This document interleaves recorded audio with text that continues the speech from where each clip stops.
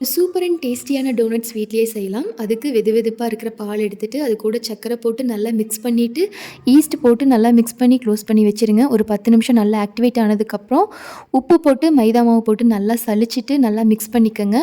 Butter add பண்ணி நல்லா கை வச்சு பெசஞ்சுக்கங்க. இது வந்து ஒரு ஒர்க் ஏரியாவுக்கு மாத்திட்டு, ஒரு 10 நிமிஷம் கன்டினியூஸா பெசஞ்சுட்டு, 10 நிமிஷம் விட்டுட்டு, இந்த மாரி குட்டி குட்டி பாலா எடுத்துட்டு, ஸ்கொயர் ஷேப்ல கட் பண்ணி வச்சிருக்கிற பட்டர் ஷீட் மேல இந்த மாரி நல்லா ஃப்ளாட்டன் பண்ணிருங்க.